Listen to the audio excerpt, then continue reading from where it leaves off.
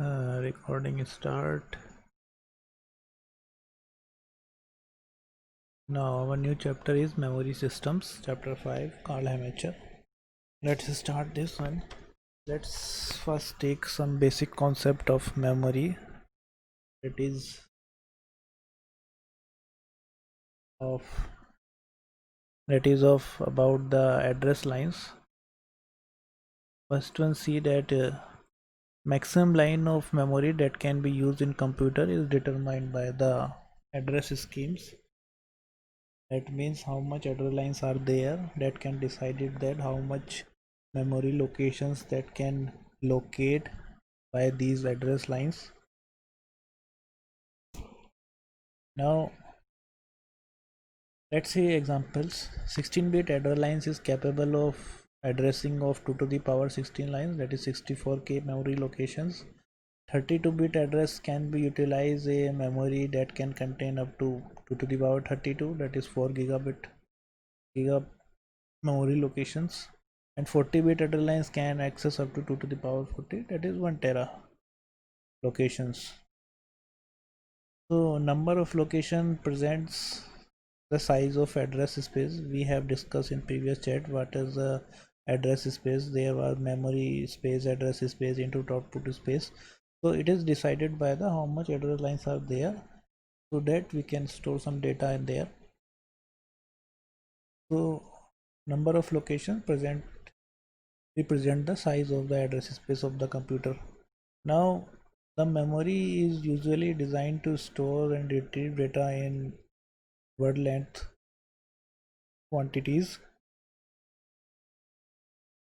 When 32, let's say example, 30-bit address is sent from our processor to a memory unit, the 32-bit and the higher order of 32-bit, let's say higher order of 32 bits is used to determine the word which will be exceed, and the lower order of 2 bits will address the specify which byte location is involved. Let's say let me clarify this. What is this? There are some location which is defined by the some 30 bit word, that is, let's say there are 30 bit address lines, and 30 bit address lines can represent 4 byte.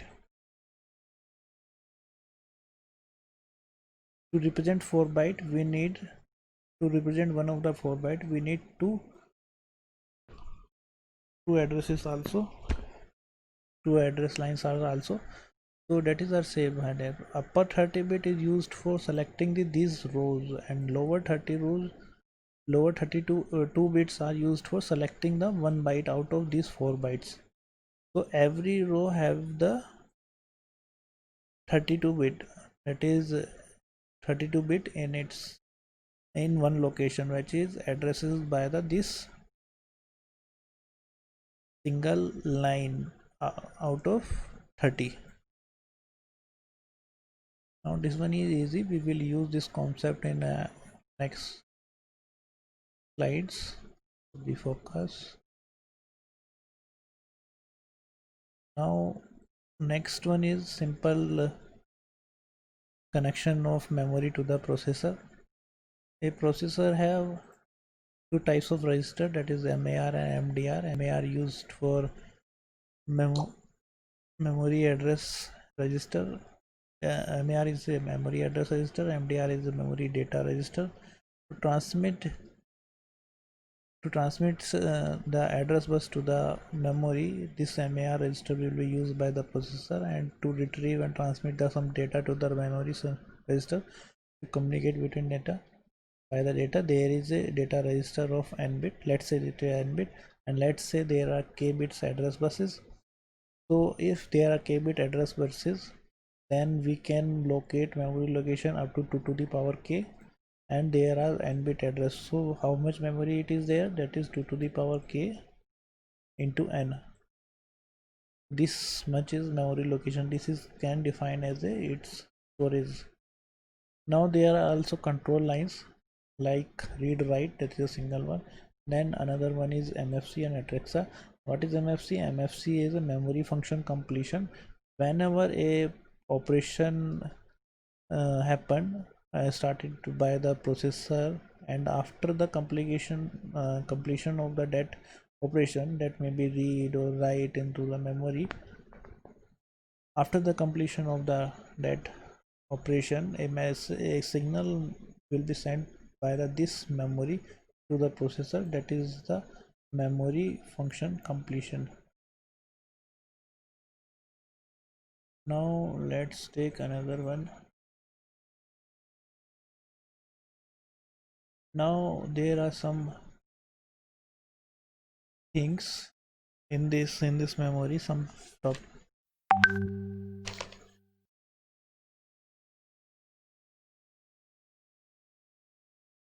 some points are there, that is memory. First point is memory access location.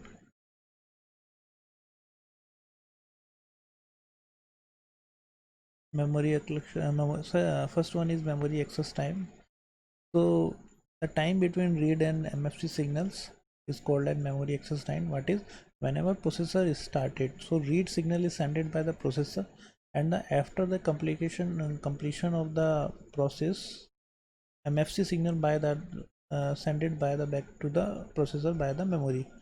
So there is a time in between that, uh, in which one process completes, either be either be it read operation. So that is a one completion process, so in which the time is memory access time. तो memory access करने के लिए जितना जितना time लगा पूरा max memory access करते हुए, टोटल टाइम है memory access time for one transmission only. One transmission doesn't mean the single word. One transmission means how much data wants, how much data needs by the processor, uh, in which only one command sent by the processor to read data or write data. That is the one single operation. Next one is memory cycle time. Memory cycle time is minimum delay required between the initiation of two success memory. So there is a word is here, initiation of two success memory operations. So first one, let's say there is an operation where we want to read some data, that is we want the processor wants to read some 3 byte or say 3 words. So there is an initiation at the starting, then after the completion there is another operation that processor wants to read 2 words.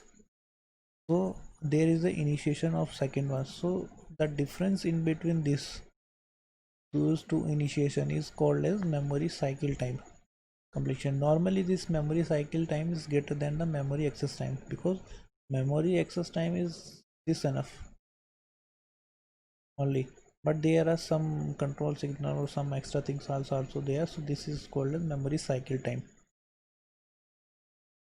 Next is,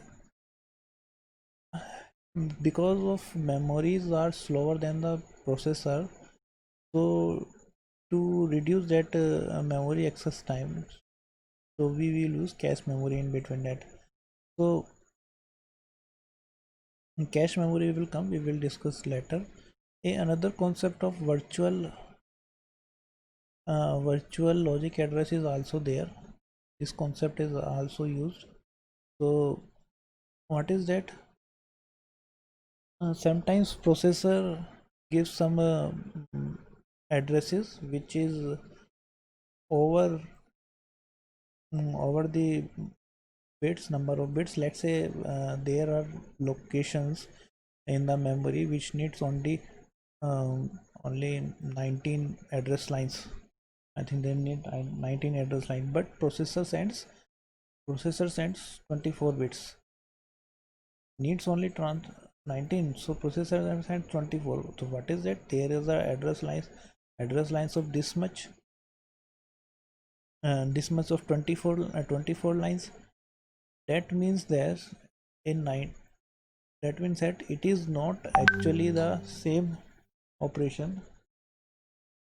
It is not actually, it is not the same address which required by the processor. It is actually logical address which can be translated by the memory management unit so that we can access the memory. Normally in this case, uh, if 19 lower 19 bits are will be used for memory only, and the upper remaining bits like 5 bits will be used uh, for accessing the data from the hard disk. So complete this address will be accessed from the will address to the a specific location in the hard disk. So what it will do that, it will take some data from hard disk and store into the memory, and the store where we will store the memory that data to this address. That 19-bit address will define the address where we will store that data. So this is the virtual concept of the addresses.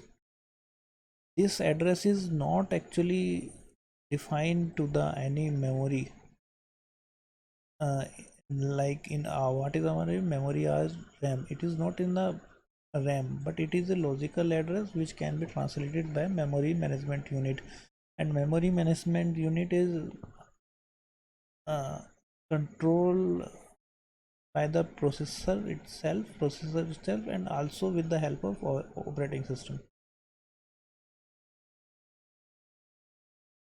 Now let's clear it. Now next one is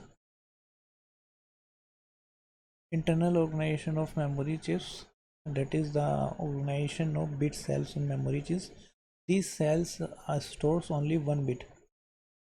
It says that like it is a flip-flop only, which can store one bit. So there are two outputs of flip-flop, that is B and something another in B bar. Two outputs of flip-flop, and they are also inputs. They can work as the inputs also.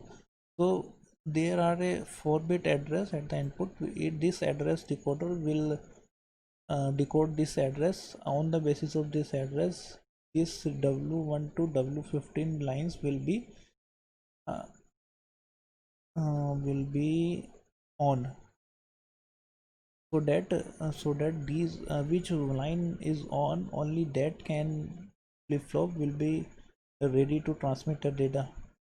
So these lines is decide that which flip-flop is transmitting to the data.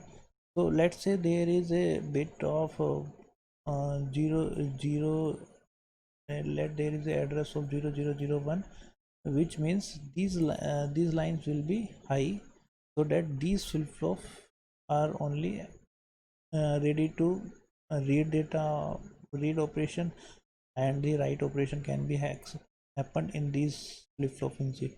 Or another thing is that the here are B0 to B7. That means here are on 7 bits are there.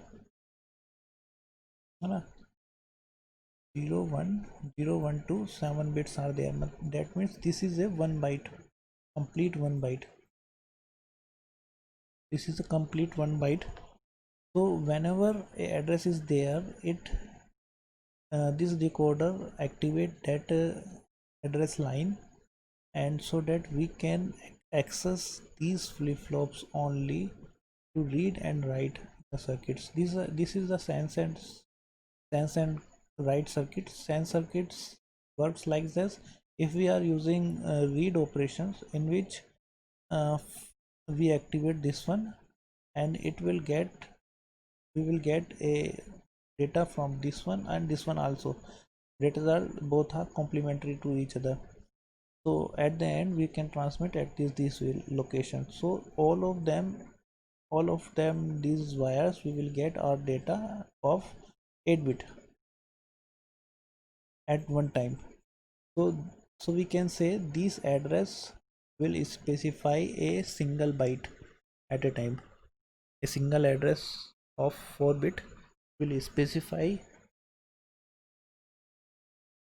a a single 8 bit means a 1 byte. So there are 4 by 4 bit only. So these 4 bit can handle only 16 lines. These types of 16 lines can handle, that is 2 to the power 4. So 16 locations can be handled by this process and this address decoder. This is a basic operation of memory cells. Now let's move.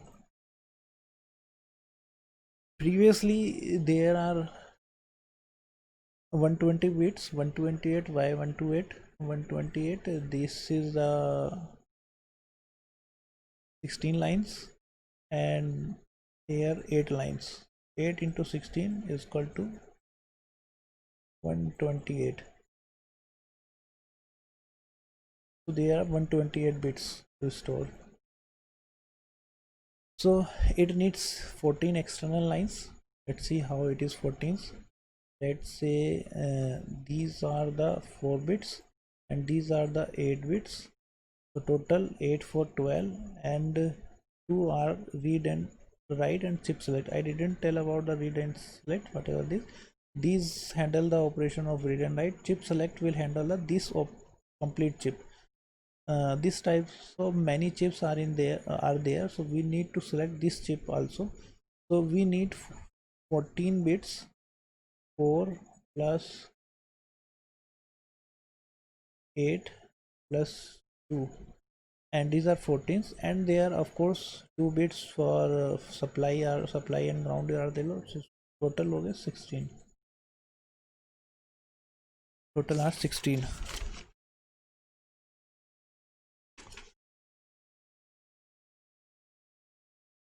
Now go to the so let's say 1 kilo memory is there. 1 kilo means we can if we have 1 byte at every location, so we can have a 128 locations. So it also needs 19 external connection. Like why? This 128 location needs 7 bits, and input output at data lines we need 8 bits. 15, these are 15, and 4 lines are control and supply, so these are 19s. Similarly 1k into 1, here there we are using input output data lines are 8, we are using here 8 only 1 bit. So 1k into 1 bits, it needs 10 bit for address, 10 bit for this address, and 5 bits for more. That means 10 plus 1 for this data, and 4 are control and power. So these are the supply external lines we need. So there may be possible another line. These are basic things, and we need them. So 4 megabit chip, 4 megabits can have, if we have 8 bytes in each, so we can multiply 512k into 8. So how much address lines we need for this? This we needs, yes, this is a 8 bit, so we need 512 for 19 lines, and 8 for data lines, and maybe 4 for control and power supply. Total bits we, how this much total bits we need. Now this one is the previously what is there, these types of how much we increasing the length of the memory is increasing like this. It will increasing further, how much increasing. Let's see, it is a 8 byte, but what we will do, we will do like this: 8 bit, 8 bit, 8 bit in column also, so that we can make in our circuit perfectly. It will not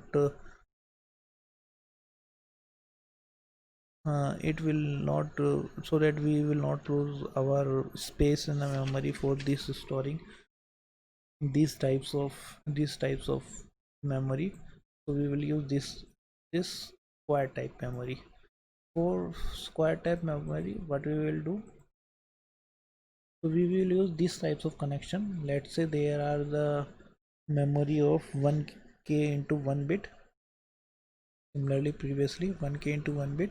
For that 1k into 1 bit, how much lines we need? We need 10 address lines. So we have 10 address lines. Out of 5 will use as a row address and 5 will use as a column address.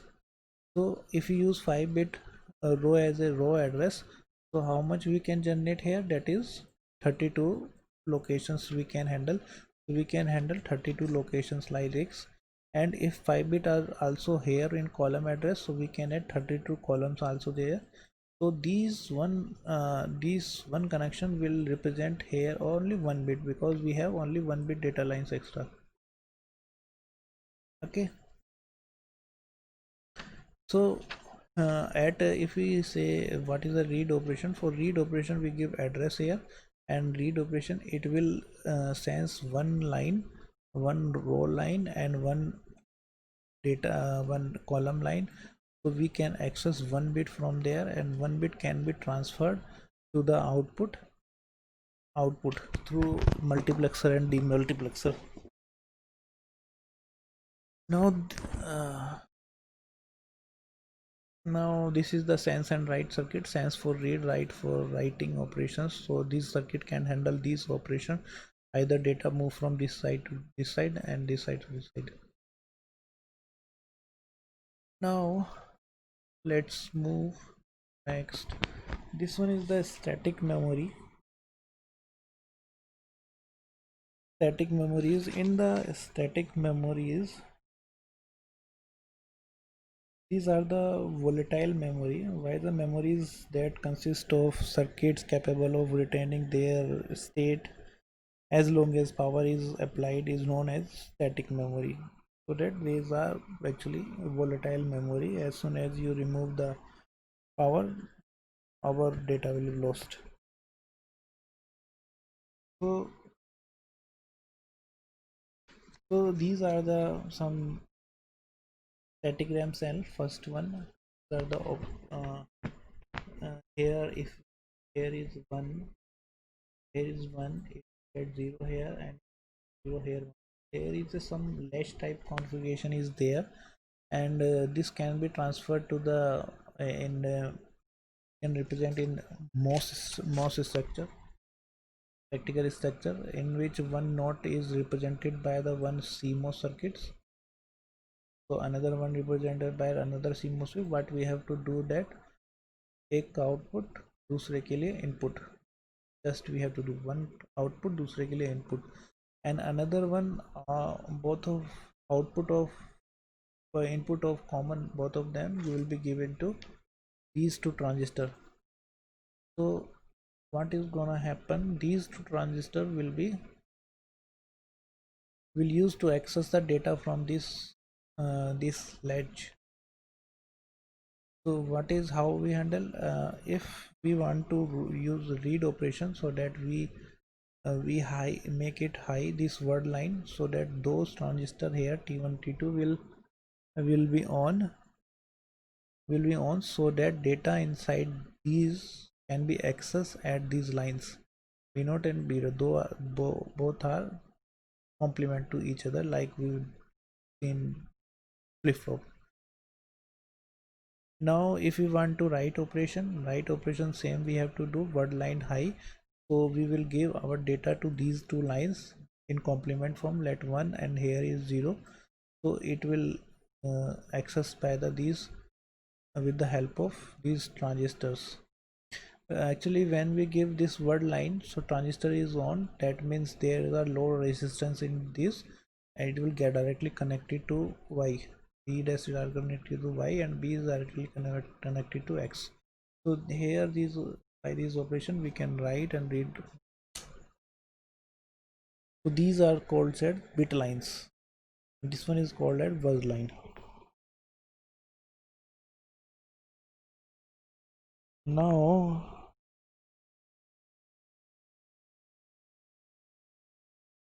a major advantage of CMOS SRAM is that there is a very low power consumption because of the current flow in the cell only when cell is being accessed. Cell is being accessed. There is only one current flows, else current will not flow. And power supply voltage is 5 volt in older CMOS SRAM. 3.2 are new voltage and now 2.5 are also using. Now let's go ahead. Now asynchronous DRAM. Actually, it's retain the charges in this capacitor. We store the our data like 1 and 0 in capacitor. Like we want to store that one uh, that represent the high voltage, so we will store in this capacitor. If we want to store 0, so we will get this capacitor empty without charge, so it can be accessed through this transistor. Similarly, previously there were two transistors used. Here only one transistor is used for accessing. So how it access? To read operation, word line is high so that it can get directly connected to the bit line. So whatever voltage is there, it gets into the bit line. Similarly, if you are to at the same time, because of C has capacitor is there is a leakage current there, so that it gets decharged. So retain charge only for 10 milliseconds it's retained, so we need to refresh it. So at the read time it gets also refreshed, and if you are not reading and writing there, its refreshing operation is done. So there was a leakage current in picoampere. After it is turned off, this one turned off, and hence the information stored in the cell can be retrieved correctly only if the read before the charge on the capacitor drops below some threshold value. What is the threshold value? If the high voltage, if we represent 5 volt, so its threshold voltage may be 2.5 voltage. If we are using less than for high voltage, it will have something nearby half of the that, and it can be different in threshold. No, can not always it is half. Now, let's see what is there. Now let's see example on the next. This one is the internal operation of dynamic memory chips. It is a 2 mega into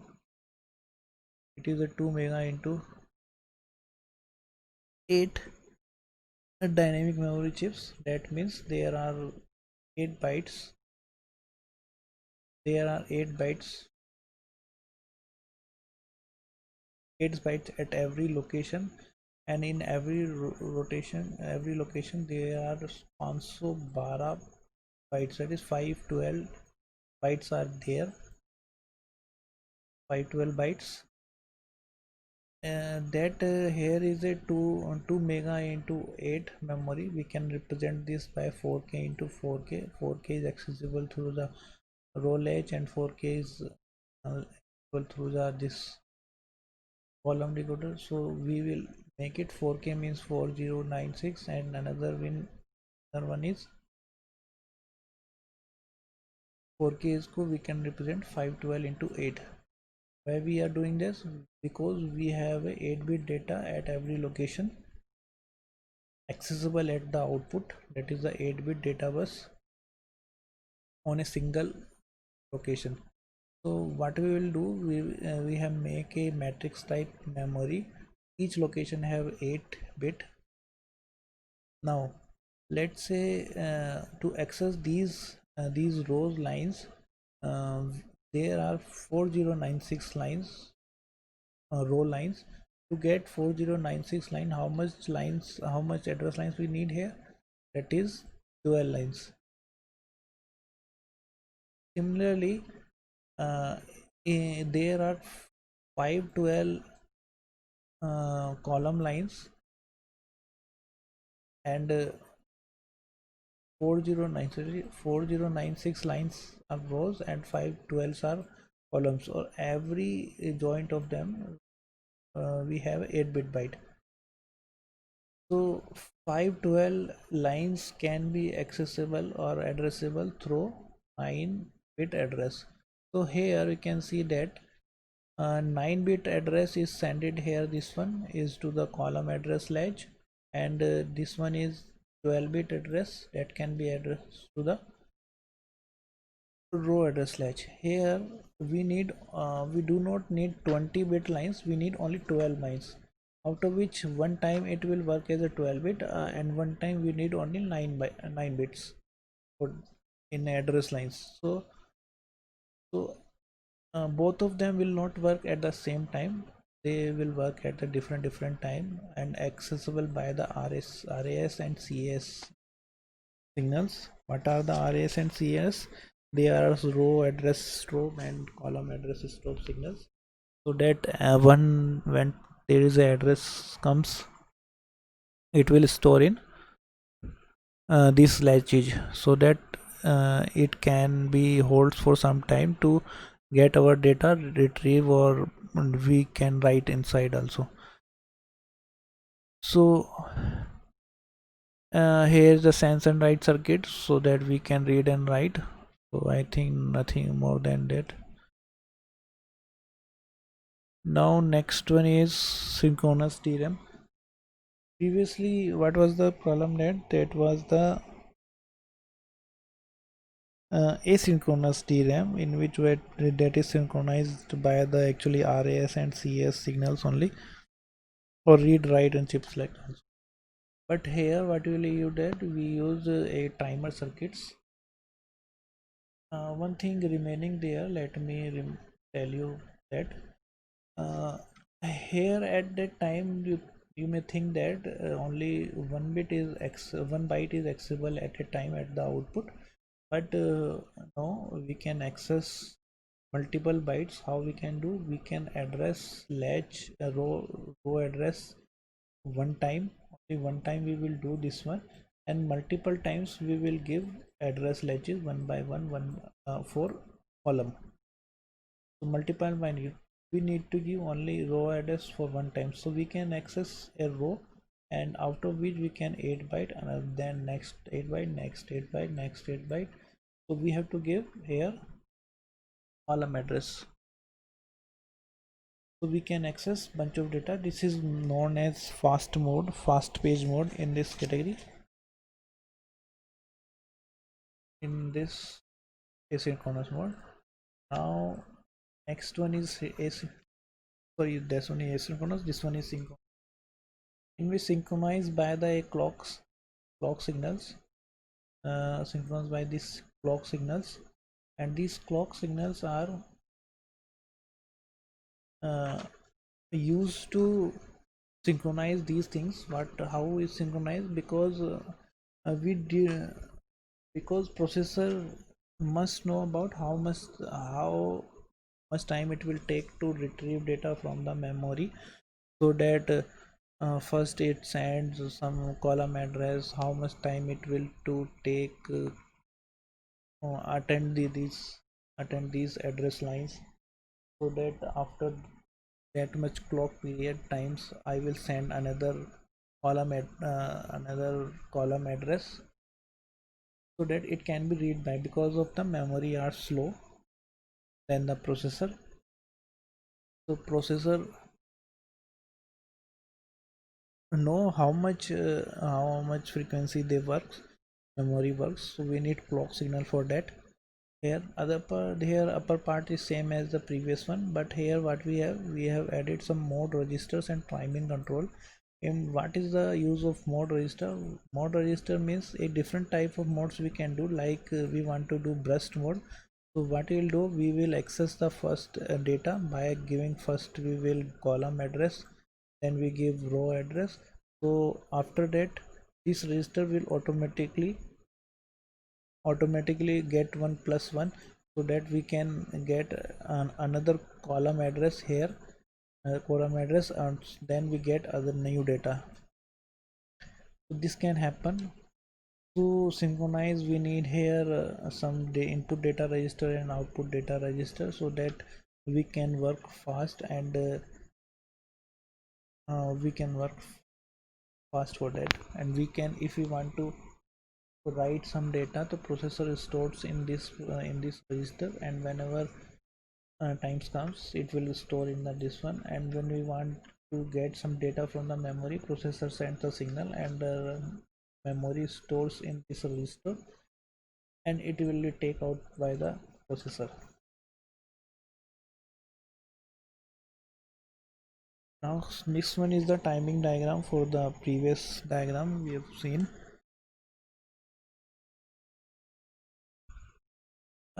here is a clock given, it will work, and our memory will work at the positive edge of the clock only. So first this is the read operation, so we will give read here. It will get something like this, so that these are nothing here actually, it can be up and down, so it no doubt no option is here giving. So but here particularly one will be given, especially no zero is here. So at this time we want to give we have to give some address signals for row. So we will make it no, because it is a bar, so we will make it, this signal is row low, and we are not giving column address, so we will make it especially high. So at that time we will give row. Now after that there are two clock cycles. This was I am telling about to processor knows how much time it will take to the memory to access the these address, this row address by the memory, and handle in store in these its latches, that is row latches.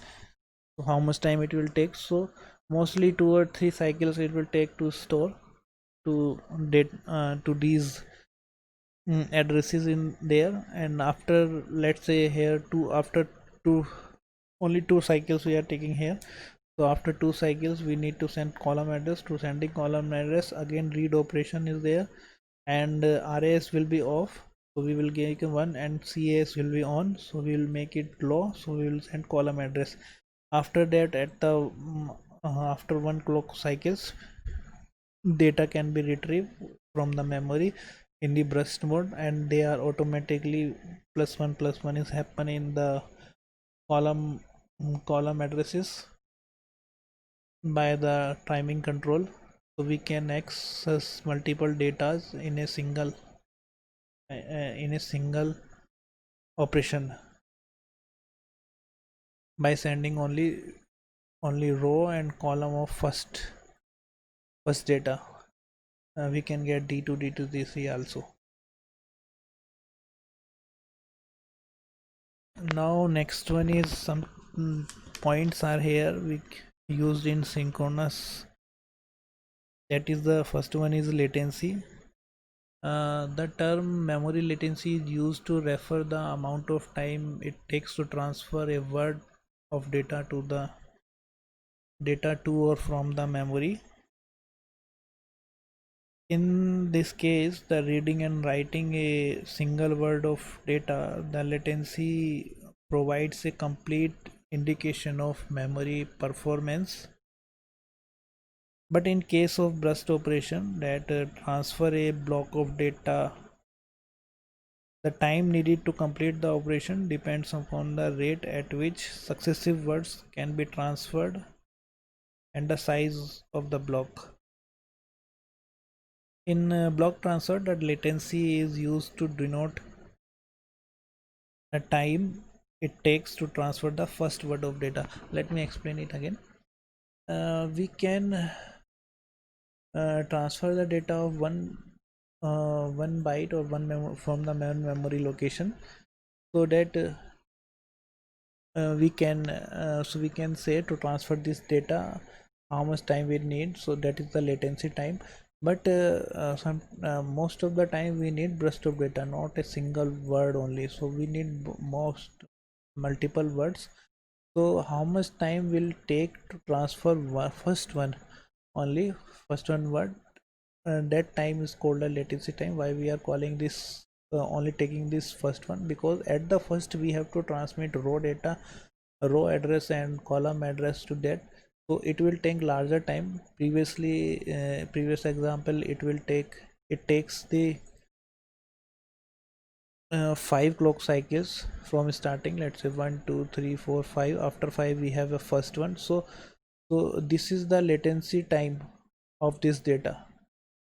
After this we will get at the single clock single data, but this one is the first one, is 5 clock cycles we are taking. This is the latency time there here. Now next one is bandwidth. I think for how much data we are transferring, that is the denoted by the transferring. When transferring block of data, it is interest to know how much time it is needed to transfer the entire block. Since block can be variable in size, it is useful to define the performance measure in terms of number of bits or bytes that can be transferred in 1 second. The measure is often referred as a memory bandwidth. So this bandwidth is a product of rate at which data are transmitted or accessed and the width of the data bus. Now other terms are double data rate. We have studied this term double rate. Let me explain you. Previously we have seen that at the every clock pulse of positive ways we can access data, but in double data rate what we will do, for the every edges, so that is negative edges and positive edges, we access the data. So that is the method in use double data RAM, so that it will increase the data rate by doubled. So another thing is one word is interleaving is used to achieve this double data rate, to make it possible to access the data at the high enough rate. Cell array is organized in two banks, or maybe larger than something like this. There are banks of memory, so each bank can be accessed separately, and consecutive words in stores in consecutive words of given block are stored in different banks. Such interleaving of words allows simultaneous access to words that are transferred on the successive edge of clock. तो इनको simultaneously आप transfer कर सकते हैं दोनों को, because they are from different bank. And good part is that we need some times also to refresh our banks, our flip-flops, because they are DRAMs we are using, so it will helpful in that also. DDR, SDRAM and standard SDRAM are most efficiently used in applications where block transfers are prevalent. In this case of general purpose computers, in which main memory transfers are primarily to and from processor caches, block transfers are also done in high quality video displays. Now nothing, I just read some points from the book. Now next one is structure of larger memories.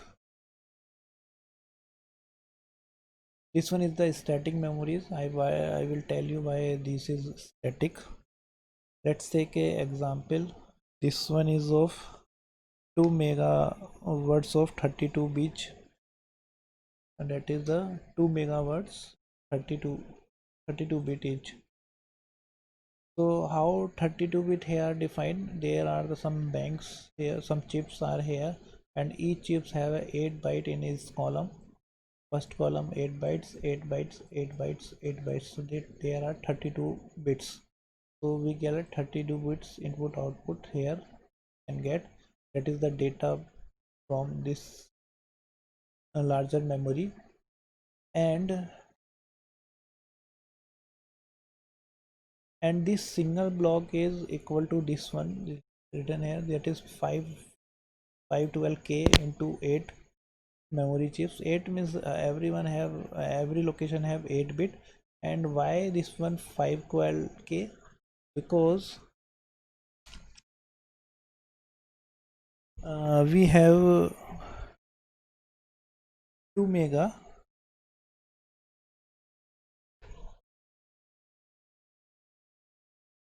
Yes, we have 2 megawords of 32 bit each. Means these are the 32 bits, so these are the 2 mega here. These are the 2 mega lines should be virtually we can see 2 mega lines are here. So 2 mega data words, each are of 32 bits. So to select these 2 megawords, how we can divide in 4 group, because we are using 2 bit lines, like let me tell you, this is the 2 mega, that is 2 to the power 20 divided by 4, so we will get 2 to the power 19 here. So how much 2 to the power 19? That is 512k. So we need a 512k rows in these chips, single chips, each having rows having 8 bit of data. So this is the method here we can use. So to select these 5,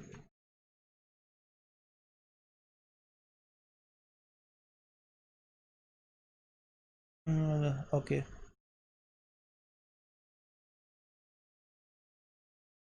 to select these 512 lines in every one, so how much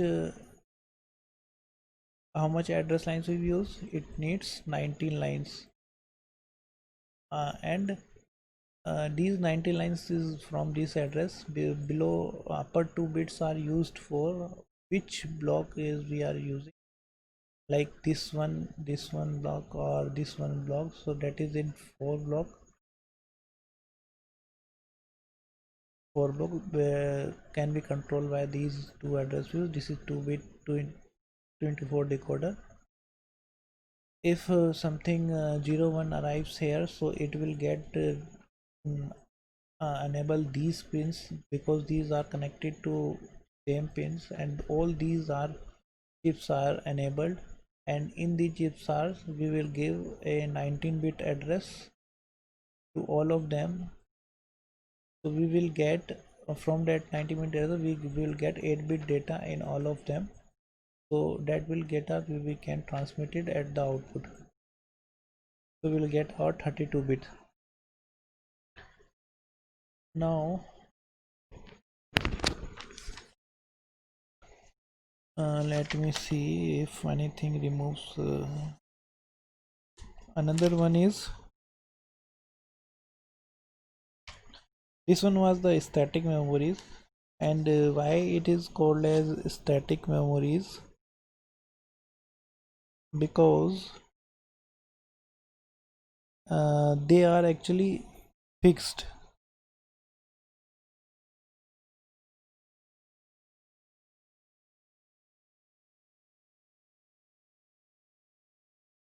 Because if a large memory is built by placing DRAM chips directly on the main system print PCB that contains the processor, often referred as motherboard, it will occupy an unacceptably large amount of space on the board. Also, it is awkward to provide for future expansion of the memory. So that is the static memory, because these problems are there in static, that is fixed there. All the memory chips are fixed there, it takes its own part, we cannot increase its size, we cannot decrease the size. This is fixed, so that is called as static. Next one is dynamic type. Dynamic, there are no some type of some picture is not there, so let me tell you what are there. So the organization of large dynamic memory system is essentially the same as the previous one we have seen.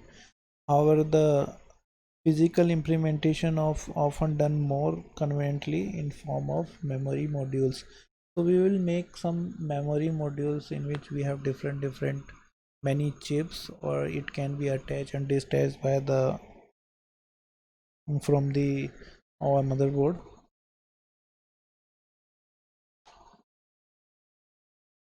And now these modules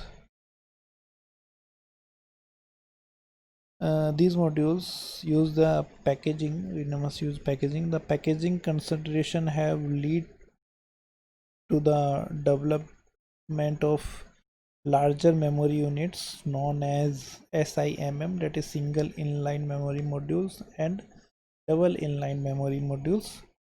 There are nothing too much data here, but some information about these, what types of what are the size of there. So such a module in an assembly of several memory chips on a separate small board that plugs vertically into the single socket on the motherboards. SIMS, SIMM and DIMM of different sizes are designed to use the same sizes socket. We can use same sizes for both of them. For example, 4M32 and 4 mega 32 and 16 mega 32 and 32 mega 32 bit DIMM all use the same 100 pin socket. Similarly, 8 mega 64, 16 mega 64 and 30 mega 64, that is 64 bit address data lines must be there. Same I used 168 pin socket. So that is the not, that is the information part here.